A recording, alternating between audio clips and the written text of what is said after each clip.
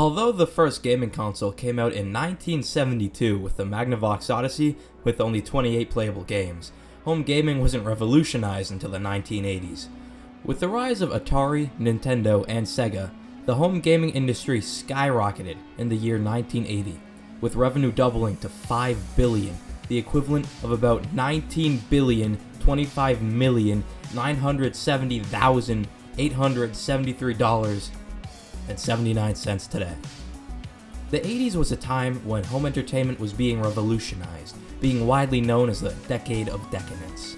Everything was delivered in excess, from movies to TV to gaming to hair, etc. Gaming appealed to a people needing distraction from the rise of things like AIDS, terrorist attacks, and it provided an outlet of relief and escape for citizens. It allowed them, for the first time in history, to interact with the story in ways not previously possible. And it was the cool new thing for teens and children at the time. It gave a new platform of entertainment, storytelling, and shortly became a worldwide phenomenon, delivering the color, action, and excess the 1980s craved. The era led to the rise of icons like Mario, Sonic, and even crossed into films of the generation, like the live-action Super Mario Bros. Movie, The Adventures of Sonic the Hedgehog, and others. In fact, one of the first notable events in the 1980s was the release of Pac-Man on May 22nd, 1980.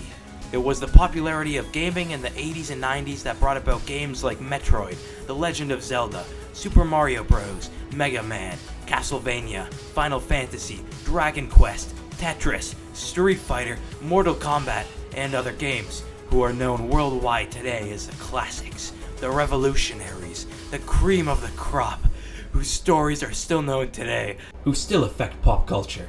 If 40-year-old games still affect industry and pop culture now, think of how it must have been in the 80s, when these games were new, fresh, and exciting, delivering exactly the distraction, technological mastery, and freedom the 80s craved. Gaming in the 1980s and 90s shaped the era as it revolutionized computer technology, sound effects, music, the internet, and brought people together. In the 1980s, video game consoles brought gaming to home, when previously one would have to go to an arcade to play them. This was a new form of entertainment for the people in the 1980s, now readily accessible to the American family. Gaming was a new way to experience a familiar story, a chase to rescue a princess, an elaborate fantasy, even sports! Except now, you could experience them instead of watching or reading them. This is exactly what pop culture in the 1980s asked for, delivering more than traditional media at the time could hope to. Because of this, gaming took place as a key part of the average American home. It was something the entire nation had in common, which is why gaming defined America in an era of entertainment and pop culture. In a time where computers were still a new thing, and desktops were quite literally the size of desks, gaming revolutionized computer technology and programming. Computers in the 1980s were typically only equipped with the basic speakers of the time, and the memory capacity of a floppy disk or a cassette tape, which can only hold from 200 to 360 kilobytes. Gaming introduced a new concept of storage with the creation of the game cartridge that stores game data over 20 years before the release of the SD card that stores data. For the first time, computers were used to process the speed, music, and graphics from a video game in a typical home setup. Gaming was the peak of technology in the 1980s. This fascinated the general public, who had never seen anything like this. Previously, one could only play games like Pong in arcades. Now, you could play games like Super Mario Bros. With a story, dialogue, levels, music, hours of gameplay and gameplay mechanics, relatable characters, all from your own home. Gaming ushered in a new era of sound and music to the previously unequipped computers and technology of the time, playing tunes now known worldwide on computers and televisions with the most basic speakers. In the 1990s, the Atari Jaguar was released, which was the first game console to technically allow online play.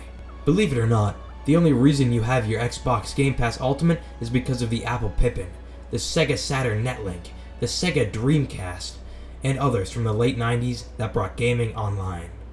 Now, not only could the internet be used for information sharing like it had in the past, it could be used for entertainment, pastime and a way to bring people together years before YouTube was invented.